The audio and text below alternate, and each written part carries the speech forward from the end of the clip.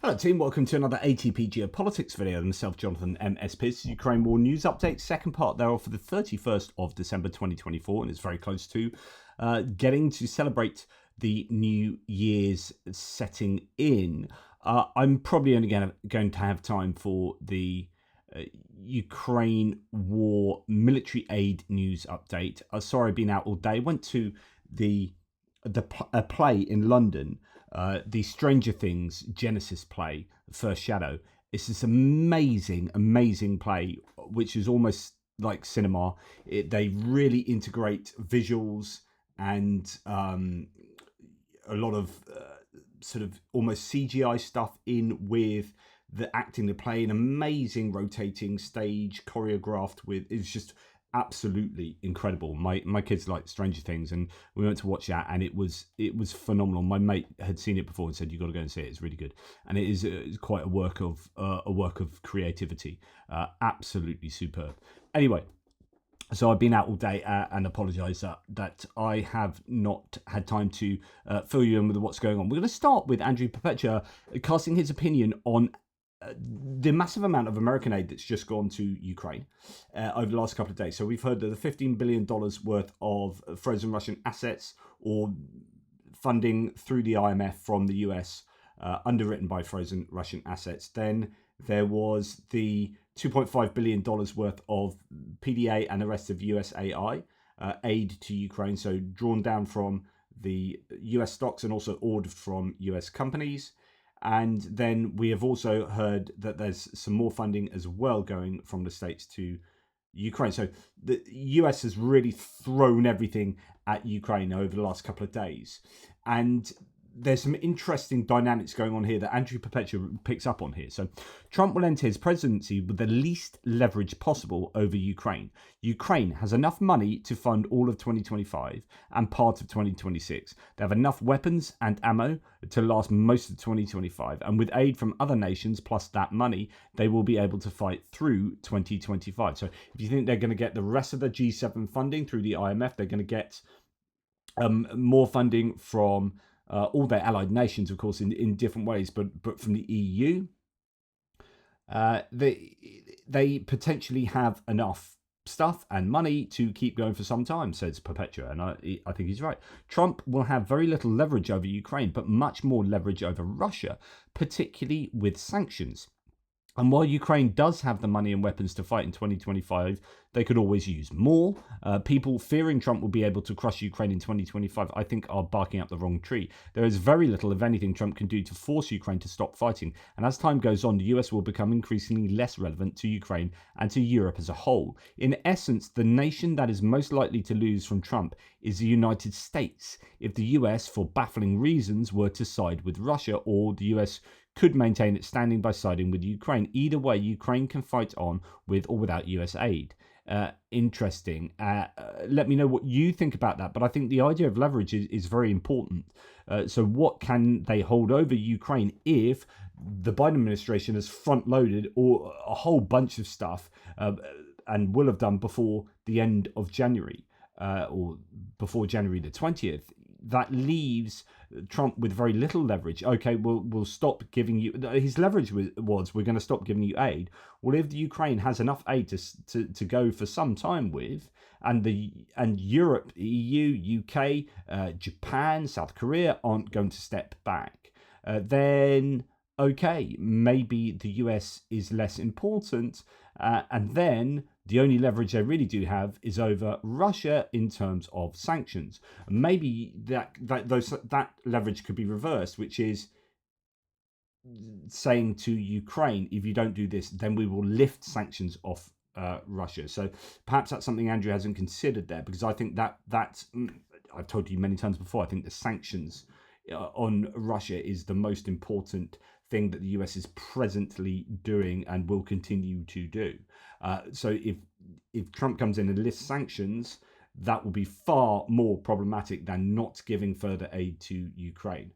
But that sanction situation isn't just leverage against Russia. It could be used in reverse as leverage against Ukraine. And actually, I think it would have tremendous force if that was the case. Right. I also want to talk about the money going to Ukraine from the G7 pledge.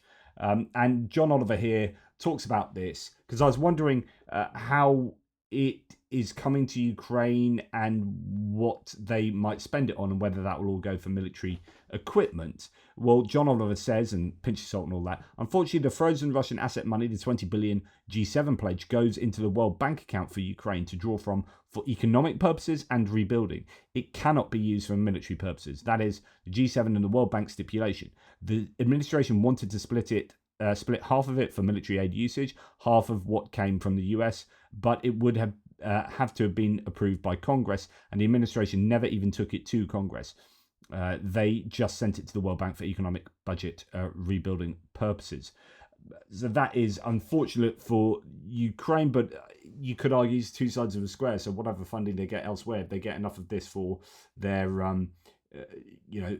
budgetary governmental administration reasons, then any other money they can say, well, actually, we've got enough for that, so that can be put towards military aid. So or military equipment. It is a shame though. So, okay, we are now going to look at the DoD, Department of Defense for the US government, releasing the PDA package, Presidential Drawdown, worth $1.25 billion. The USAI package will consist mainly of additional air defense, air-to-ground, unmanned aerial systems. Systems is a key word there, not just munitions. So I'd imagine the Ukrainians will be receiving orders in terms of like a whole Patriot system or something, among other capabilities. This is coming from the US stocks. And what you'll notice here is that all of this stuff is your bog standard ammunition.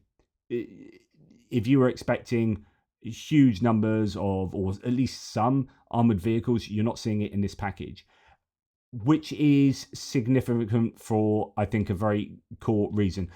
Just to go down this very quickly, you got you got munitions, for NASAMS, that's the air defense system, Hawk air defense munitions, Stinger, man-pads, man-portable air defense missiles for the systems, counter-drone systems, HIMARS ammunition, artillery ammunition, air-to-ground ammunition, high-speed anti-radiation, harm missile ammunition, missiles, unmanned aerial systems, so drones, Javelin and AT-4 anti-armor, so anti-tank guided missiles, the missiles for the Bradleys, small arms and ammunition, grenades, demolitions equipment, secure comms equipment, commercial satellite imagery services, that's important, medical equipment, clothing and individual equipment, spare parts, maintenance, sustainment support, ancillary support equipment, services, training, and transportation. Okay. So you might think, that's a real shame. But I said this in the last package, which is broadly similar, that I think the US has said, right, if you don't get equipment, this is my big worry on the equipment front. My big worry is lifting sanctions. My other big worry is that they wouldn't get the bog standard boring stuff that they've been receiving consistently from the US. Okay, 7 months of not having it, but we remember what happened with the 7 months of not having that equipment. They ran out of munitions, and that cost them dearly along the front lines. If the US was going to step back, who else was going to be able to step up and produce and procure all of this stuff that they need to get on this monthly basis? Well, no one.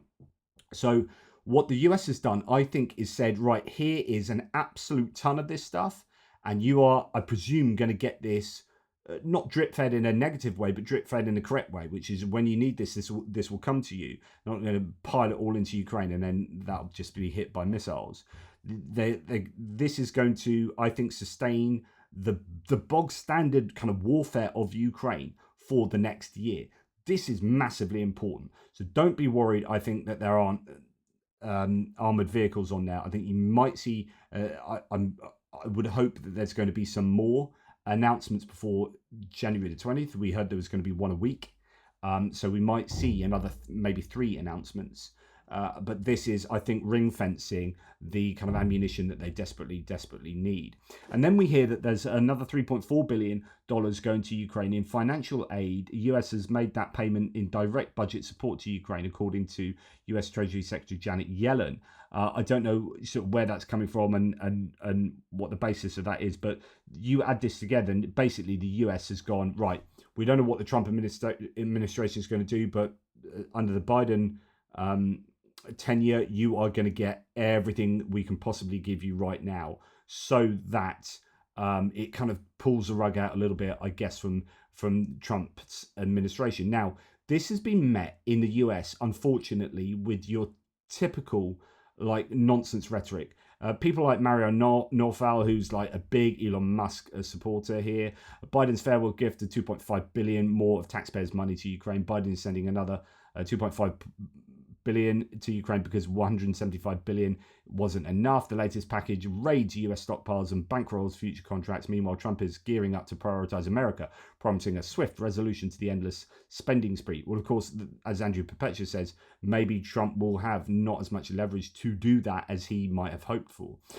Yoni Escola says, this is a screenshot from yesterday. What a horrible human being of Elon Musk. So Zelensky has genuinely pulled off one of the greatest money heists of all time, says Clay Thompson, obviously anti-Ukraine guy.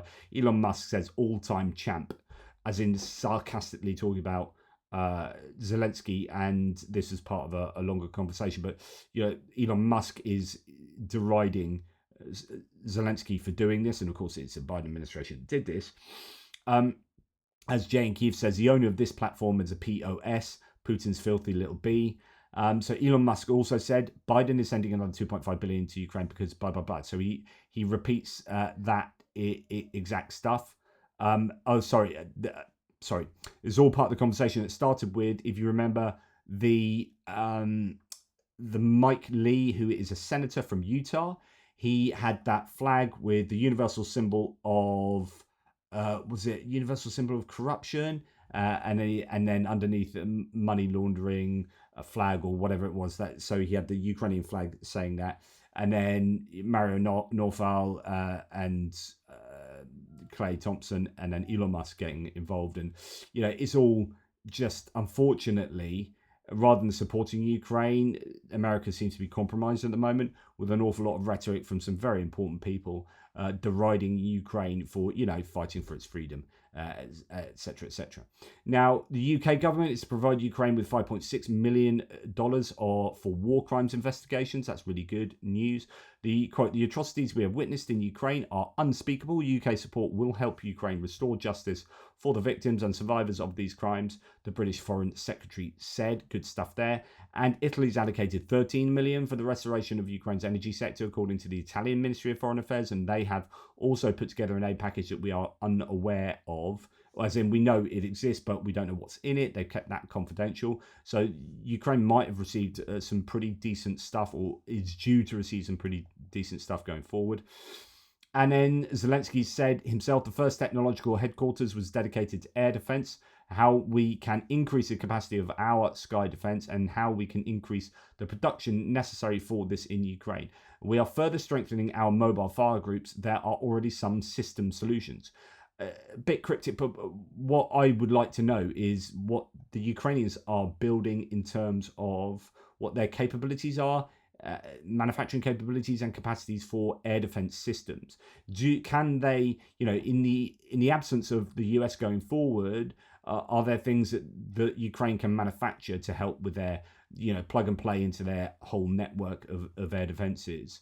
I don't know. We know that they're building self-propelled guns and missiles and missile drones and, a lot of hopefully fairly decent stuff. The last 24 hours has shown that the Ukrainians could be ramping up strikes inside Russia, and that could be ahead of January the 20th as well, to try and muscle into a better position with regard to negotiations that might be forced on them.